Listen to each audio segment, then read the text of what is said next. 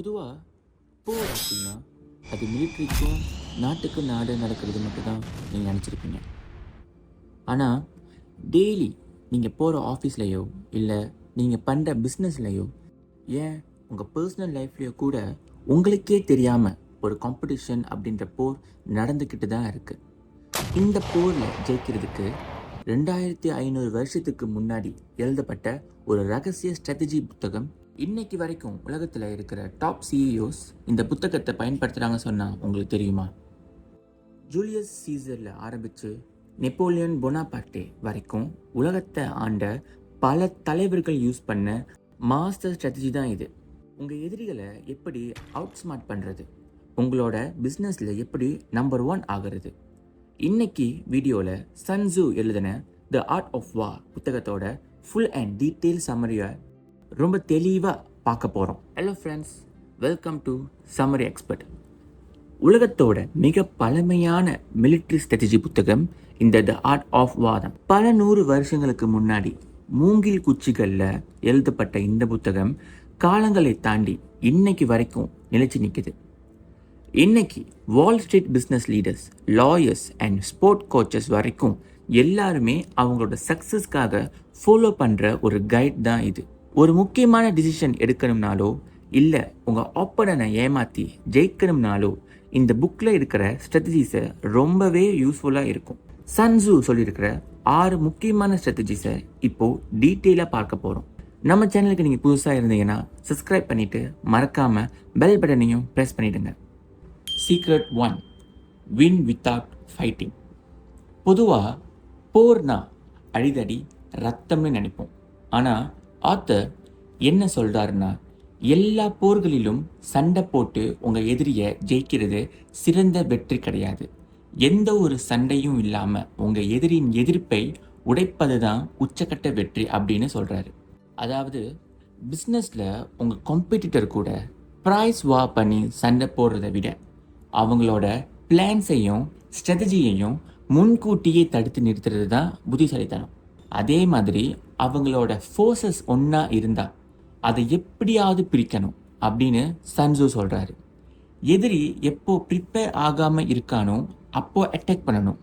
அவங்க எதிர்பார்க்காத இடத்துல நீங்கள் அப்பியர் ஆகணும். Secret 2, all warfare is based on deception. எல்லா போர்களும் ஒரு விதமான ஏமாற்று வித்தையை அடிப்படையாக கொண்டது தான். நீங்கள் நிஜமாகவே ரொம்ப ஸ்ட்ராங்காக இருக்கும்போது எதிரிக்கு நீங்கள் ரொம்ப வீக்காக இருக்கிற மாதிரி காட்டிக்கணும். அதே மாதிரி நீங்கள் ரொம்ப பக்கத்தில் இருக்கும்போது ரொம்ப தூரத்தில் இருக்கிற மாதிரி எதிரியை நம்ப வைக்கணும். இதில் இன்னொரு முக்கியமான விஷயம் பேட், அதாவது தூண்டில். ஒரு நல்ல லீடர் தன்கிட்ட இருக்கிற ஏதோ ஒரு சின்ன விஷயத்தை தியாகம் பண்ணுவான். ஏன்னா எதிரி அதை நம்பி வந்து மாட்டணும் அப்படின்றதுக்காக. பிஸ்னஸில் உங்களோட நெக்ஸ்ட் மூவ் என்னன்னு உங்கள் காம்படிட்டருக்கு எப்போவுமே தெரியக்கூடாது. அந்த ரகசியங்கள் எப்போவுமே வெளியில் லீக் ஆகக்கூடாது. Secret 3, the cost of time and speed.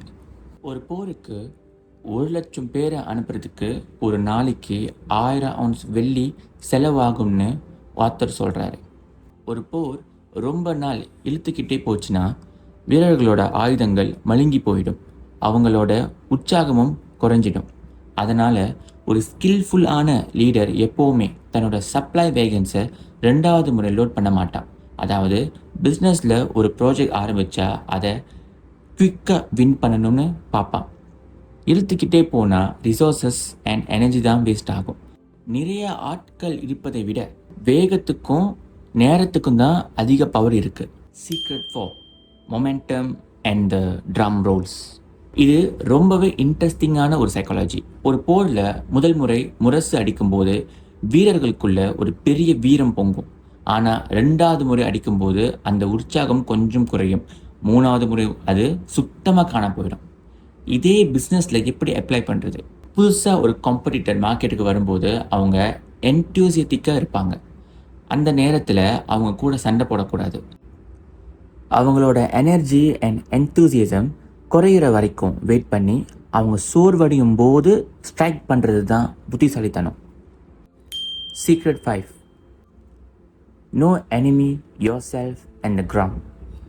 உங்களை பற்றியும் உங்களுக்கு தெரிஞ்சு உங்கள் எதிரியை பற்றியும் உங்களுக்கு தெரிஞ்சால் 100 போர்கள் வந்தாலும் அதோட ரிசல்ட்டை நினச்சி நீங்கள் பயப்பட தேவையில்லை அப்படின்னு சன்சு சொல்கிறாரு.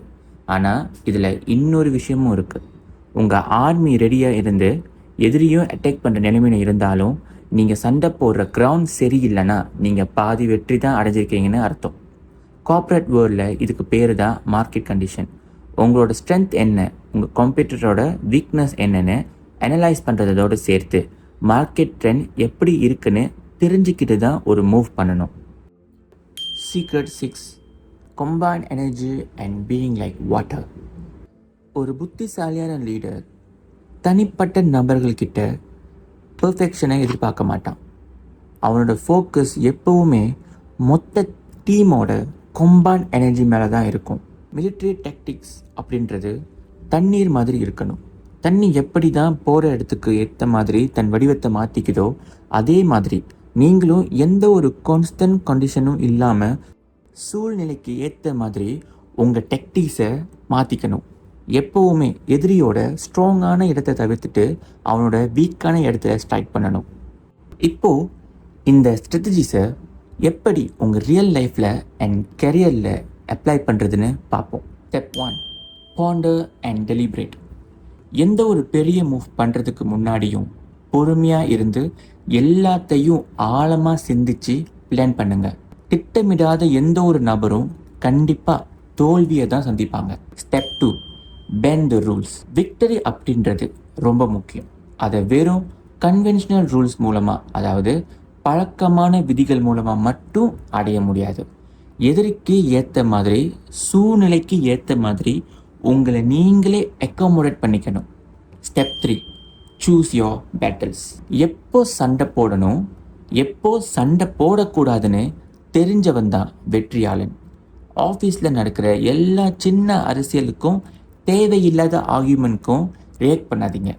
உங்கள் எனர்ஜியை உண்மையான வெற்றிக்கு சேவ் பண்ணி வைங்க. ஸ்டெப் 4, பிளாக் த ரிட்ரீட். நீங்கள் ஒரு சிக்கலான சுருங்கிய இடத்துல மாட்டிக்கிட்டீங்கன்னா பின்வாங்குற எல்லா வழியையும் பிளாக் பண்ணிடுங்க.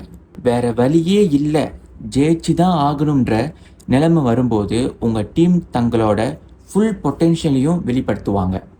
தி ஆர்ட் ஆஃப் வார் அப்படின்றது சும்மா ரத்தம் சிந்துற ஒரு போர் பற்றின புத்தகம் கிடையாது.